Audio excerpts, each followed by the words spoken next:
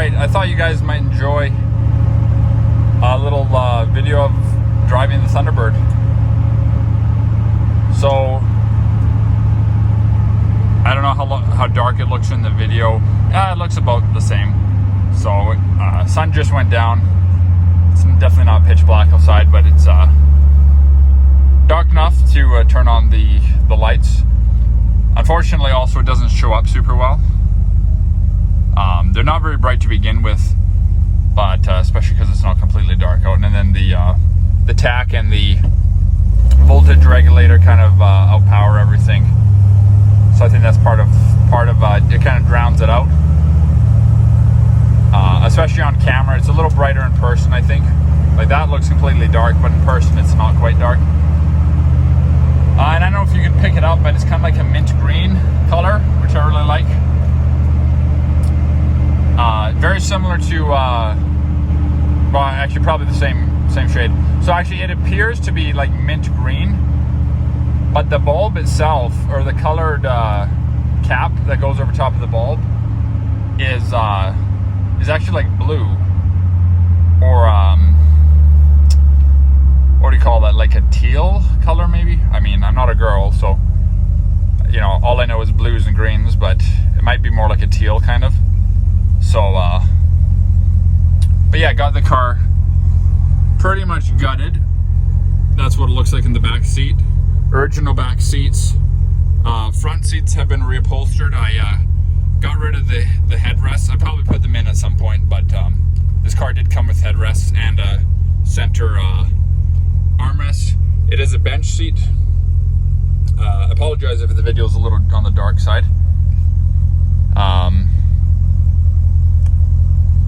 But some of you who've watched my videos kind of seen the interior, but I thought it'd be kind of fun to show things. So I have a pretty much gutted dash for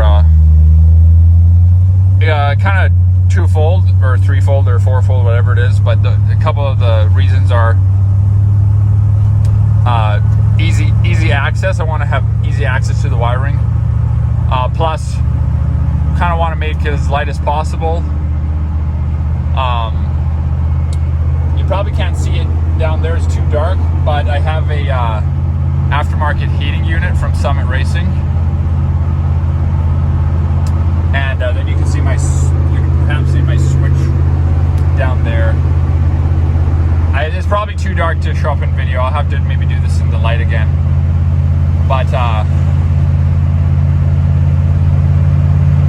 got a obviously my tachometer there, which is aftermarket. Got my headlight switch there. Yeah, I do apologize. It's not showing up in the video very well at all, but it's a little too dark. But anyways, I guess it doesn't do much good to explain too much if you can't even see it. But I'm just cruising along here at about 55 miles an hour. Probably in reality it's a little slower because I have some different size tires out back and have a different gear. So I find 70 is closer to what 60 would have been. Either that or this, speedometer is off or something. I'm not sure, but it's probably something to do with the tires and whatnot. So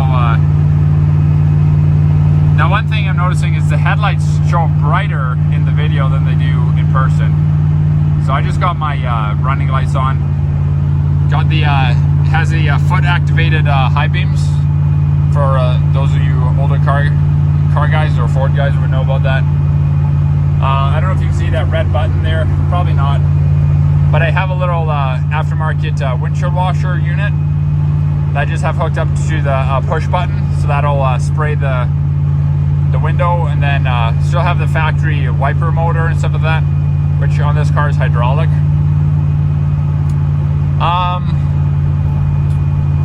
Yeah, that's about it. I mentioned briefly the blower motor, so that's a aftermarket unit that mounts. Well, you can mount it kind of wherever, but I have it mounted down there underneath where the radio used to be. It's a pretty discreet little unit, but it blows really good, and then it just comes with a 3-setting switch, and I don't know the part number obviously offhand, but it's from Summit Racing, and I have this smaller one if I remember correctly, and it has like the two vent exits on it, and then has an in and out feed for the coolant, which is just routed under my dash there. So yeah, you do end up having coolant lines in the cab, which I'm not crazy about, but I made sure I mounted them correctly, tried to use a high quality hose for that, coolant hose for that, and yeah, and then I got my aftermarket voltage regulator. Stay tuned. Hopefully this weekend, if I can, I want to install my new oil pressure gauge. The factory one is sporadic at best, and so I'm going to put something in that is reliable and that I can get an accurate reading on. And I wish you could see the dash lights. They're really pretty, but it's just I think the camera's being overpowered by these. Maybe if I block that out, you can see it a little bit better. Yeah, that might show up a little better. So I think the camera's just being outpowered by these brighter aftermarket gauges. Yeah. So I don't know how noisy it is until I watch this video, but just on my way home. This is the first time I've driven the car at night, as far as I can remember. To pass out of province, I did have to have all my lights running and working, which I do. So yeah, so that's about it.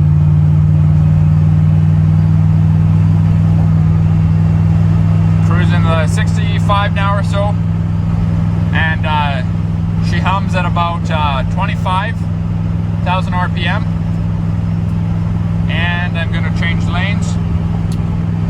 With the blinker relay, it does not blink consistently. So that's, I apologize if I'm talking way too loud. I'm just trying to match the sound of the vehicle's outputting. Anyways, that should theoretically blink, and the relay should go tick, tick, tick, tick, kind of like, but with the Thunderbird, it has that sequential turn signal, which I don't think I'll show in this video because I got to, it's kind of late and I don't want to have the car running in the driveway for too long. It's a little noisy. Anyways, I'll have to do a video on that. You can really, I know, it's too bad you can't see those gauges. They're really pretty with that mint green color.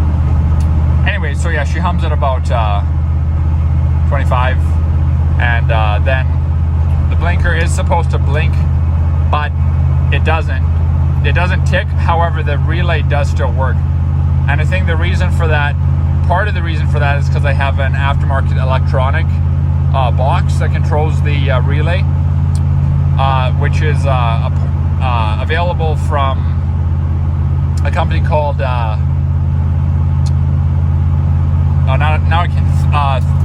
Cougars Unlimited. Cougars Unlimited, I believe that's the name of the company. But there's a website that they have and a phone number, so you can find their information online. I believe they only retail through like third-party sellers, so I don't think you can buy directly from them. But they have a couple guys who sell their stuff on eBay, so it is legit. But stay away from if you ever come across. I haven't found. I think they lost their domain or something. But it was the parts called like Thunderbird Classics with a Q or something like that. Stay away from that website. But yeah, Cougars Unlimited seems they're a legit company. And anyway, so they have an aftermarket unit that does a sequential relay. So that will be applicable for you you Cougar guys, Thunderbird guys, and just pay close attention to what part number you have on your original box, because that'll be very important so you can correspond it with the correct one. I so happen to have gotten lucky with mine, because I did not have the original part number on mine, but I so happen to have ordered the right one.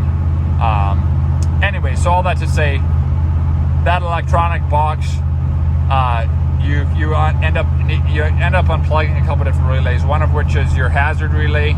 You unplug that because it bypasses that, and so for whatever reason, it doesn't do a consistent blinker thing. It more just like blinks a couple times and then stays lit up. Anyways, kind of a random video, and apologize you can't see the beautiful dash lights. I keep saying that, but I'm almost home here, so I will see you guys in the next one. Thanks for watching.